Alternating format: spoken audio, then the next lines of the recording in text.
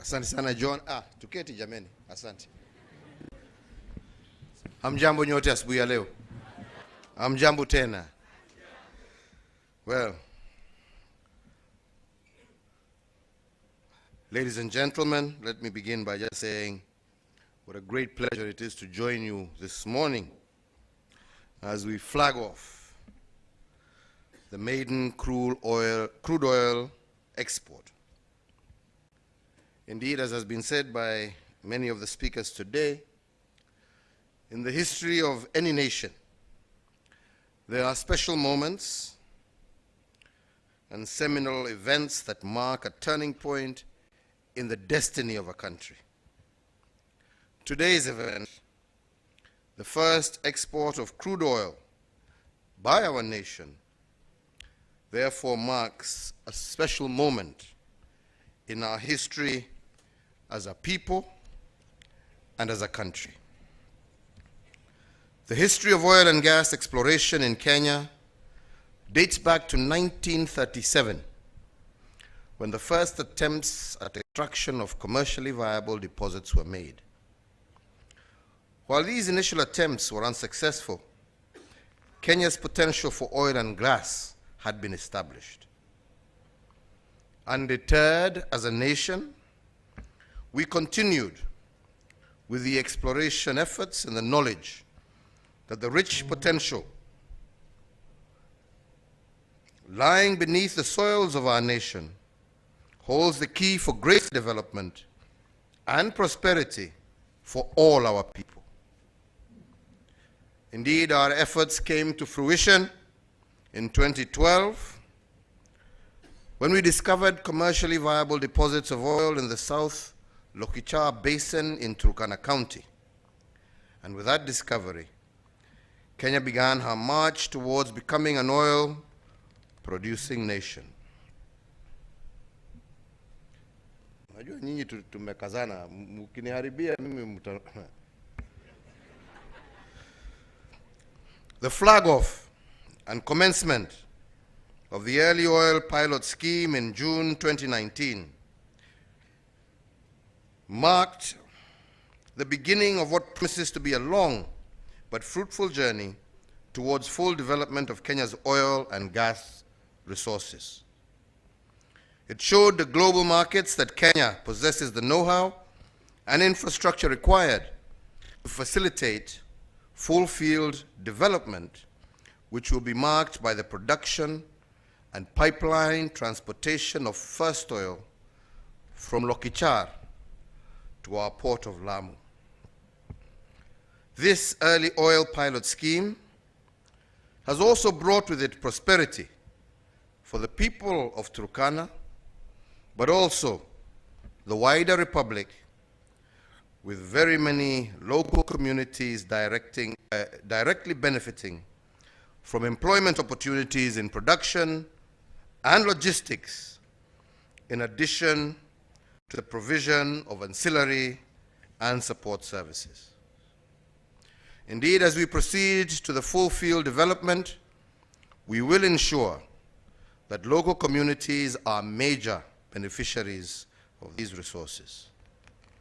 My administration has put in place measures that will ensure that the fruits of prosperity are shared with the devolved units in an equitable and sustainable manner. We have also committed, as a government, to upgrade the Leseru-Lokichar Road and the modification works at the Kenya Petroleum Refinery Limited to support this early oil pilot scheme.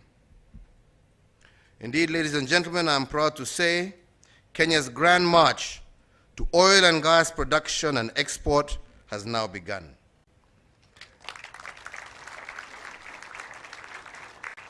The flagging off of this maiden consignment represents a new dawn, not just for Kenya, but also for our region, and the beginning of a new era of greater prosperity for all Kenyans. This greater prosperity must, however, be jealously protected. And in this regard, I wish to underscore the government's unshakable commitment to sustainable development. We will ensure that Kenya's natural resources are utilized in a manner that yields maximum dividends today, but without compromising the interests of future generations. As we seek to fully harness our land-based natural resources for the benefit of Kenyans, my administration simultaneously is building our national capacity to take full advantage of our vast ocean resources. Many will recall that last month we signed an agreement with the Mediterranean Shipping Company, a shareholder in our Kenya National Shipping Line, which will revive the Kenya National Shipping Line as a national carrier. The renewal of the shipping and logistics sector will enable Kenya to participate more fully in the regional and global maritime transport value chains. And this, I believe, will create more than 50,000 new jobs in the medium term and make our imports cheaper and our exports that much more competitive. Further, through the Mediterranean Shipping Company, the Kenya National Shipping Line will gain access to more than 500 ports across the world. This will enable us to ship our oil and other exports through our national carrier and to get many, many more of our young people working in the maritime industry.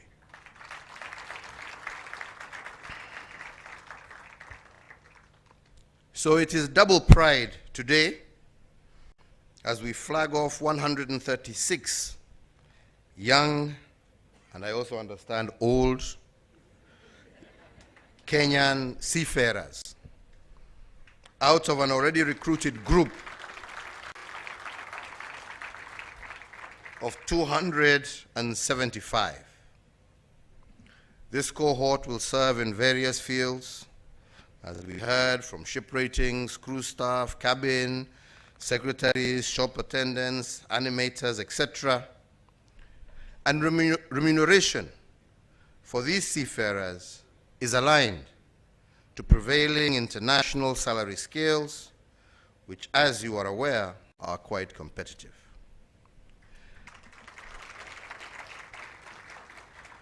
I can happily disclose that the lowest salary of these seafarers will be a minimum of Kenya shillings 85,000 per month.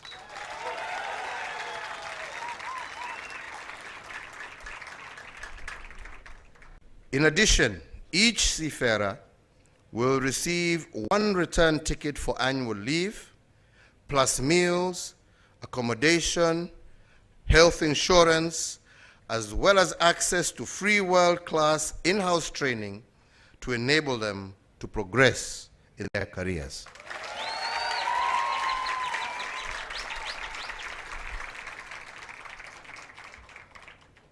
For the seafarers we are flagging off today, I urge you, na waomba, actually not urge, ni kuomba na waomba, na msimame jameni kwa sababu,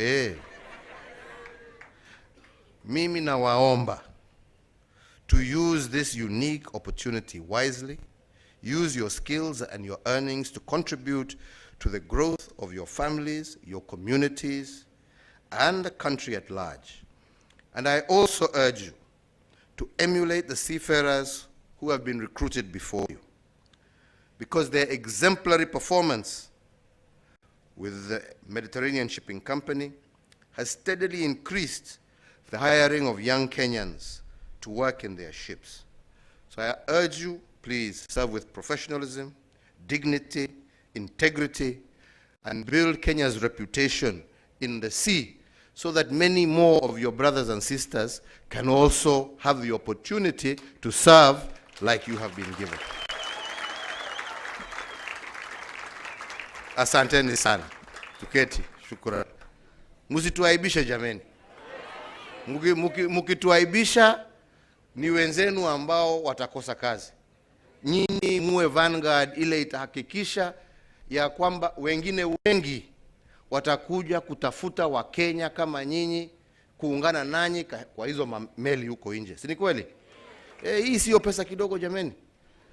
Tuna watu 50,000, 60,000, 100,000 wameandikwa kwa hii kazi. Tayari nyinyi peke yenu mmebadilisha Kenya. Ai, jameni msituaibishe. Msituaibishe. Mweke jina ya nchi mbele, si ni hivyo? Na ndio wenzenu pia waweze kupata kazi kama nyinyi vile mmepata. Let me close my remarks by underscoring my administration's commitment to empower our youth. And we will continue to explore more opportunities for our youth to spread their wings and to develop their talents and to earn decent livelihoods. And that is why I call upon all Kenyans, and in particular our youth, to support government's efforts to build a strong economy. The renewal of the Kenya National Shipping Line and other initiatives that we are undertaking will, in a big way, benefit not just our coastal economy, but also indeed contribute to the overall development of our country. Let us all pull together for the greater good of our people.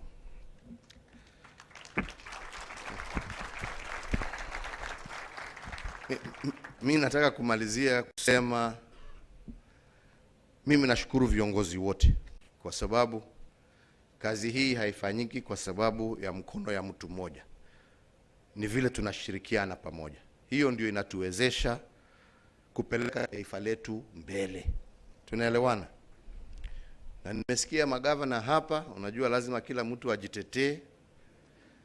Meanza na gavana ameomba mguu, gavana mwingine ameomba mbavu, mwingine ameomba maini, mwingine ameomba shingo. Sasa ni nafasi yangu. Si ni kweli? Hao wameombea watu yao kila moja. Mimi nasema kwa niaba ya Wakenya milioni 45, sijui tutakuwa ngapi tukimaliza kuhesabiwa, mimi naomba hii mbuzi mzima tuhakikishe imegawiwa kila mmoja wetu kwa njia ya haki. Na ndipo tumesema lazima tupambane na ufisadi, lazima tupambane na hiyo mambo ya kutumia mali, rasilimali ya taifa kujijenga wewe binafsi. As I said the other day, rasilimali ya Kenya ni ya Wakenya. All we are as leaders is custodians. That is all. And we are custodians, and tomorrow there will be other custodians who will come. But your job is custodian. Sio kujenga kujijazia wewe. Na hiyo tutapambana naye wenzangu.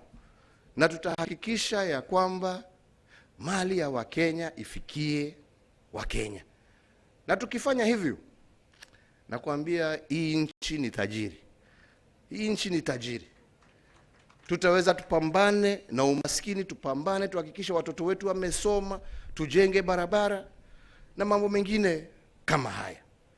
Na ndipo mimi nasema tujitambue, sio kwa pahali ambapo tumetoka, lakini tujitambue sisi kama Wakenya ambao wanajivunia, wanafurahia taifa lao.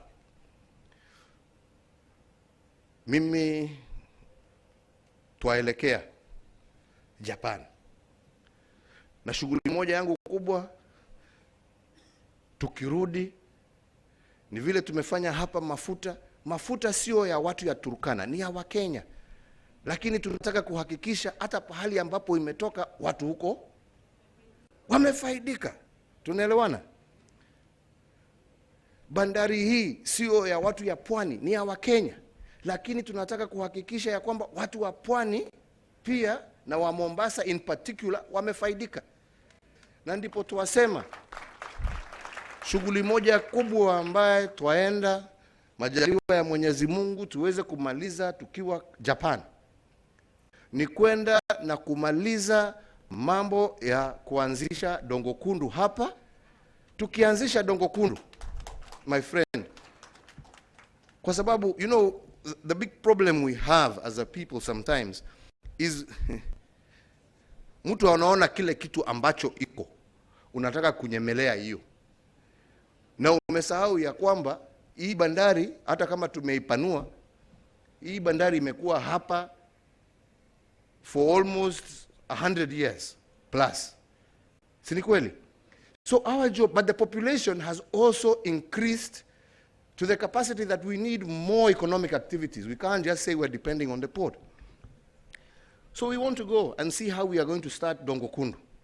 If we start Dongo Kundu, as the governor has said here, those are hundreds and thousands of more jobs that we can get.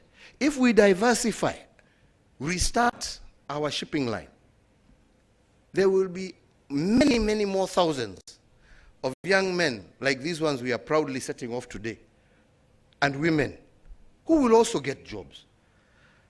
So I really beseech our leaders, tafadhali, hakuna faida ya tubishane kila siku kwa magazeti ati nani atapata headline kubwa kushinda mwenzake. Sisi njooni tuketi tuongee. Kama kuna shida tusuluhishe pamoja. Yeah? Kama kuna maendeleo, kama wewe uko na idea ambaye yashinda yangu, your idea will take the day. All right?